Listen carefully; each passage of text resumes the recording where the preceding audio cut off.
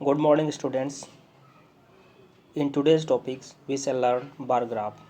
A bar graph is the pictorial representation of data.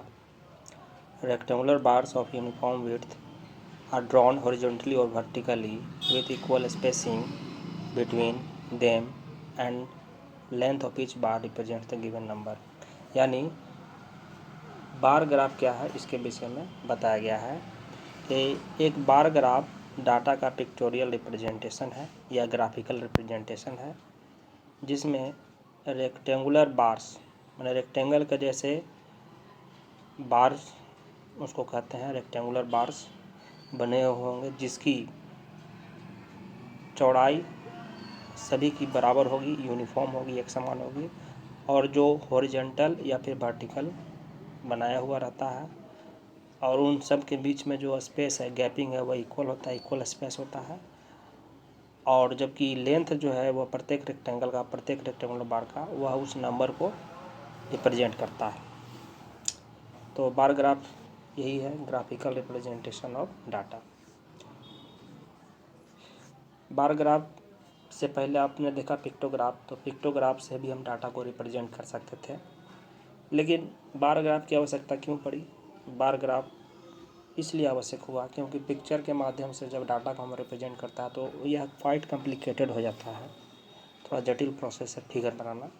इसलिए हम rectangular बार के द्वारा एक नया मेथड पढ़ रहे हैं डाटा को रिप्रेजेंट करने के लिए। तो सीधे चले आइए एक्सरसाइज 9.3। यहाँ मैंने क्वेश्चन का आंसर लिखा है, लेकिन क्वेश्चन थोड़ा लंबा है और फिगर बना हुआ है, इसलिए मैंने बुक से इसका फ़ोटो लिया है। Exercise 9.3 question 1। क्वेश्चन 1 क्या कह रहा है उसको जरा पढ़ते हैं। The bar given along side shows the amount of wheat purchased by government during the year 1998-2002।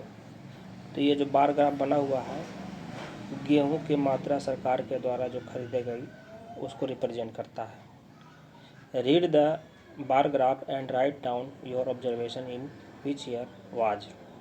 तो इस ग्राफ को रीड करना है, मतलब इसको ऑब्जर्व करना है और इन सब प्रश्नों का उत्तर देना है, ए और बी का। तो हम बार ग्राफ को थोड़ा बढ़िया से देख लेते हैं। देखिए, एक हॉरिजॉन्टल एक्सिस है और एक वर्टिकल एक्सिस है और इसमें नीचे जो हॉरिजॉन्टल है उसके तरफ ईयर्स लिखा हुआ है, वर्टिकल की तरफ लिखा हुआ है वेट इन 1000 टर्म्स।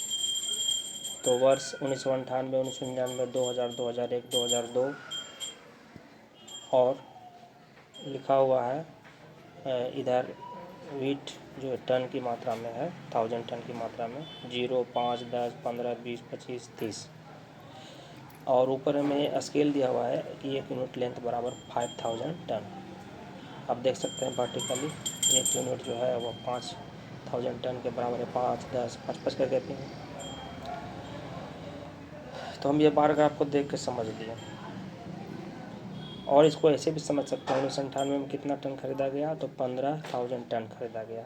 1999 में कितना खरीदा गया तो 25,000 टन खरीदा गया। 2000 में कितना खरीदा गया तो यह 20,000 टन खरीदा गया। 2001 में 20,000 टन, 2002 में 30,000 टन। तो यही चीज़ हम इससे अंडरस्टैंड हुए किए। अब क्वेश्चन 1 का उत्तर देंगे। द व्हीट प्रोडक्शन मैक्सिमम, बताना है कि किस साल व्हीट प्रोडक्शन मैक्सिमम होगा, मैंने गेहूँ का उत्पादन, एक्चुअल में गेहूँ का प्रोडक्शन हो रहा है तो ये व्हीट प्रोडक्शन किस साल में सबसे अधिक है। तो स्पष्ट है जो सबसे लंबा है, जिस रेक्टेंगुलर बार का लेंथ सबसे लंबा है वो उसका व्हीट प्रोडक्शन सबसे अधिक होगा उस साल में। 2002 में सबसे अधिक हुआ। ठीक है, तो आंसर हम लिख दिए 2002 ए का। दूसरा क्वेश्चन है कि द व्हीट प्रोडक्शन मिनिमम किस साल में सबसे कम है। आप देख सकते हैं ग्राफ में 1998 में सबसे कम है 15,000 टन, इसलिए इसका आंसर हो गया बी। तो क्वेश्चन 2 और 3 दो क्वेश्चन इस एक्सरसाइज में बच रहा है और वो भी ग्राफ बना हुआ ऑलरेडी है, बार ग्राफ, उसको देख कर आंसर देना है।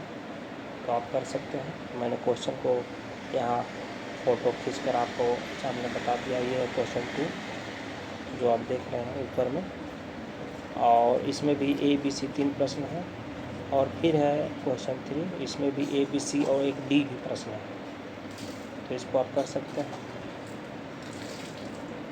आज के क्लास में बस इतना ही। Thank you.